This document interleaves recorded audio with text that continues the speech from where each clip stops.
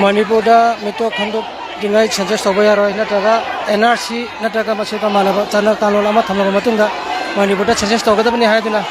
miyamna khagi iho horiyo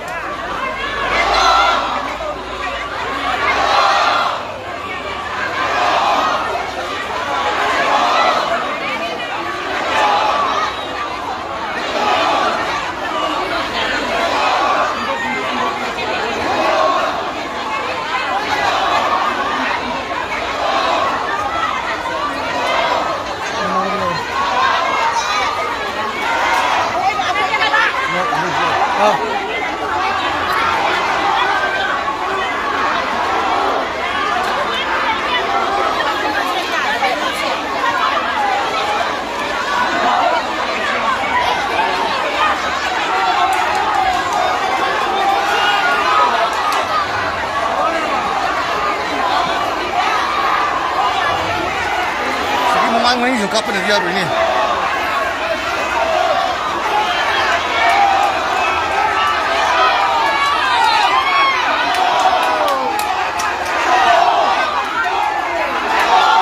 mito bahana khandolaba matungda Manipurda changes to haibani adubu masiga mari raina na Manipur ke governor amadi chief minister da JDF ki magai de ki changes je khara ye thokina ba haise kibala gra bachu government ki side ki ngasi public response ta birak taba masina maram hoega miyam gi homo miyam hori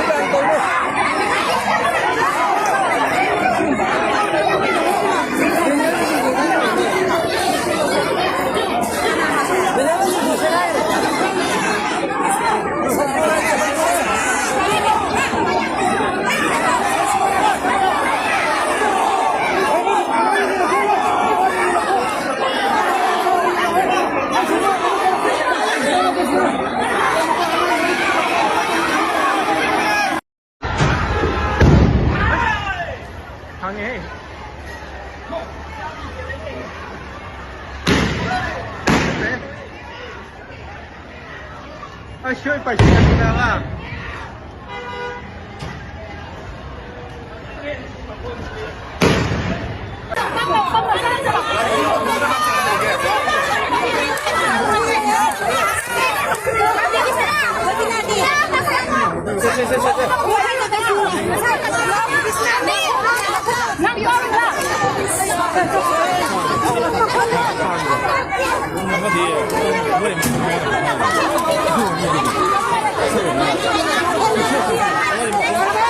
Chalo, chalo.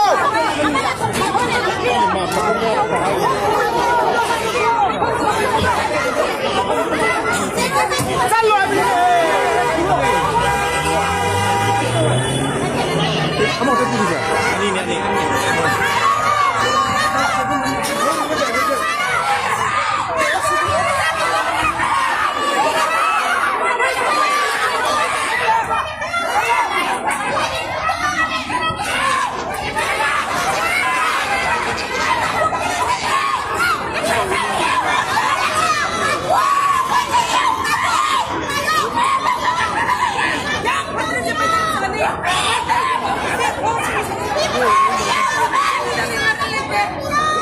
우리도 공정노래는 너무 좋은데. 응. 우리 공정노래가 공정노래. hầu hầu mà Ha. hầu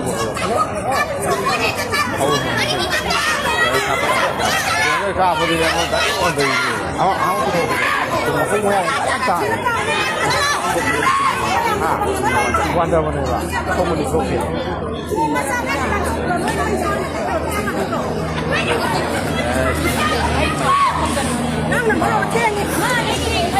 ꯃꯔꯝꯁꯦ ꯁꯨꯃꯥꯏꯅ ꯇꯧꯕꯅꯦ ꯑꯩꯈꯣꯏꯒꯤ delimitation ꯑꯩꯈꯣꯏꯒꯤ ꯍꯥꯏꯇꯥꯔꯦꯅꯦ ꯅꯤꯌꯣꯝ ꯆꯨꯝꯅ ꯃꯅꯤꯄꯨꯔꯗ delimitation ꯇꯧꯕꯤꯌꯨ ꯍꯥꯏꯕꯅꯦ ꯑꯩꯈꯣꯏꯒꯤ ꯂꯩꯔꯤꯕ ꯏꯂꯤꯒꯦꯜꯁ ꯍꯥꯏꯇꯥꯔꯦꯅꯦ ꯍꯧꯖꯤꯛ ꯍꯧꯖꯤꯛ ꯃꯅꯤꯄꯨꯔꯗ ꯊꯣꯛꯂꯤꯕ ꯏꯔꯥꯡ ꯁꯤꯒꯤ ꯃꯅꯨꯡꯁꯤꯗ ꯍꯥꯏꯇꯥꯔꯦꯅꯦ ꯗꯤꯂꯤꯃꯤꯇꯦꯁꯟꯁꯦ ꯇꯧꯕ ꯌꯥꯅꯤꯡꯗꯦ ꯍꯥꯏꯕꯅꯤ ꯇꯧꯒꯦ ꯍꯥꯏꯔꯒꯁꯨ ꯑꯩꯈꯣꯏꯒꯤ ꯃꯅꯤꯄꯨꯔꯗ NRC ꯃꯄꯨꯡ ꯐꯥꯅ ꯆꯠꯅꯍꯜꯂꯦ ꯍꯥꯏꯔꯀꯥꯟꯗ ꯃꯅꯤꯄꯨꯔꯗ ꯏꯪꯅ ꯇꯞꯅ ꯗꯤꯂꯤꯃꯤꯇꯦꯁꯟ ꯇꯧꯕꯤꯌꯨ ꯍꯥꯏꯕꯅꯤ ꯑꯗꯨꯒꯤ ꯃꯥꯌꯣꯛꯇ ꯉꯁꯤꯁꯦ ꯑꯩꯈꯣꯏꯒꯤ ꯂꯩꯔꯤꯕ Just and Fair Delimitation haiba JFD gi mioi singna haiba tare ima kaithelda NRC tawdingai da koi delimitation tawbi yaroi haibagi mayokta khungjang tungsilakpani haiba tare adu naki mamangda security force ka miyam ga akan mamongda mungnaraba matungda security force ki maikai dige haiba tare tear gas ade smoke room kapa ka tangkhara ko dagi khungjang goi ani haib tare lesabi masa ani wa thara ko dagi hoje usise hospital da pukhathre adugi satam nuri mamang da ina hamada lab thara ko da pukhatpagi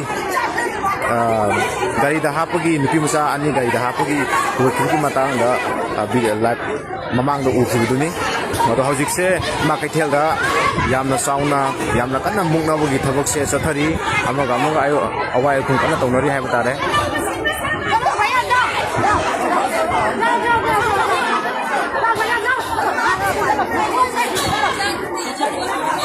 hojikse ahal lamasu makhong sien mada tear gas kapak pada sien mada soko male ima ge kari de soko idoino khona pokhai raba o ima se kogi maitai pangal maratagi kogi thanga tharabi ima mane du hoji kogi security force kogi asmu bong ka pada makhongni maya da pokhara padagi hoji se soi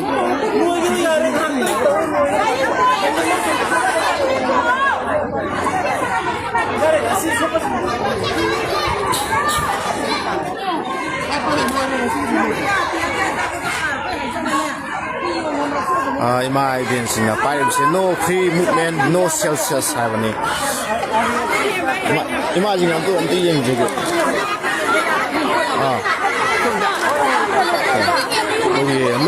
no NRC no Celsius habani ba NRC tawdingai da kogi Celsius machine TV yaro delimitation tawga yaro habani asigi mayokta ima IBL singna akan mamongda hojikse khunjang changsilli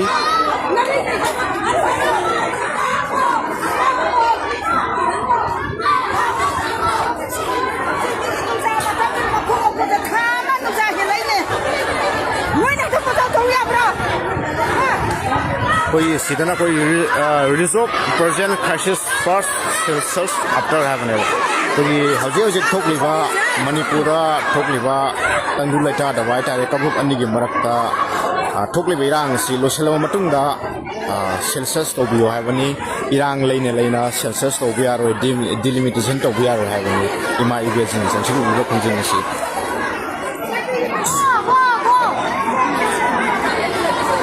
hajiksu makatara adumok imaivel singa security force ka adumok kharagradi dumulari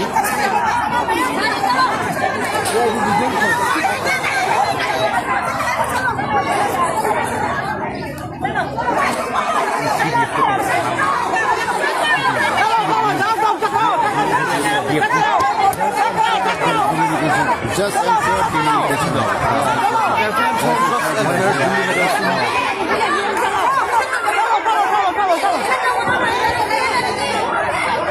library is there.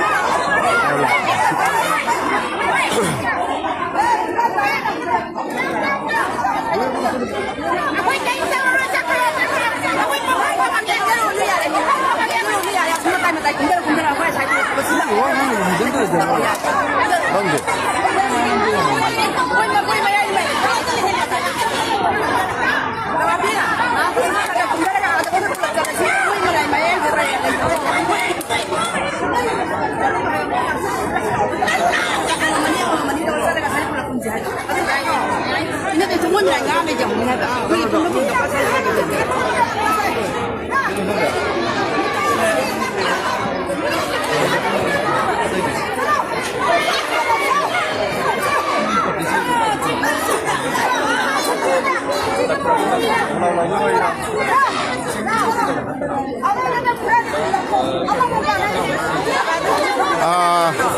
मरमसे कैसनोते अखोगी JFG ना अखोगी Just and Fair Delimitation हाइबा सिना हाइतारेने मणिपुरदा हजिक थोकलिबा कांगलुप अनिगी मरक्ता थोकलिबा इरांग असि लुसिलबा मतुंगदा मणिपुरदा Celsius तौबियो हाइबनी मणिपुरदा डिलिमिटेशन तौबियो हाइबनी नो एनआरसी नो सेल्सियस हाइबनी अदु इरांग लेनेना डिलिमिटेशन तौबिया रे पांगथोकया रो हाइबगी मतंगा इमाइबेल जिने चंखि खोंजंगनि खोंजंग सिगी मरक्ता अकन ममोंगा मुंगरकपदगी हाइबतारे सिक्योरिटी फोर्स ना मयांगी मरक्ता स्मोक बम नुखिलगा पुखालपदगी कोई नुपी मचा अनि खोंजलोय हाइतारे नुपी मचा अनि अमसु वानथारागा हजु सिसे हॉस्पिटल दा पुखत्रे अदुगी मथक्ता मैतै पांगलगी इमा अमा हाइतारे सिसु मखोंग हाइतारे मखोंग मयादा बम स्मोक बम पुखारकपदगी सोकना हजिचे दुम हॉस्पिटल दा पुखत्रे lamna khungjang loi ahum sure ha batare adugi bidu sokwa makina te amukhe kudak ta hai batare na pokhara ko dura wan thara ko hai tare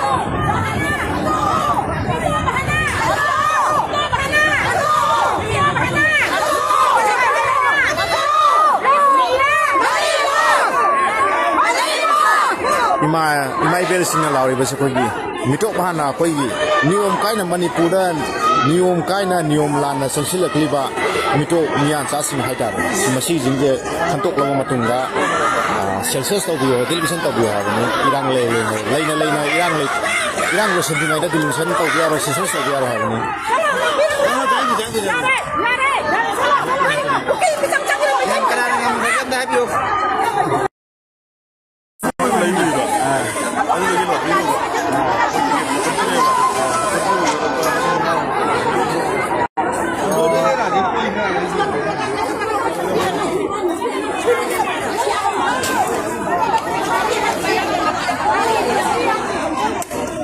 Kosira tari sih mo, no IDP settlement, no census ceremony.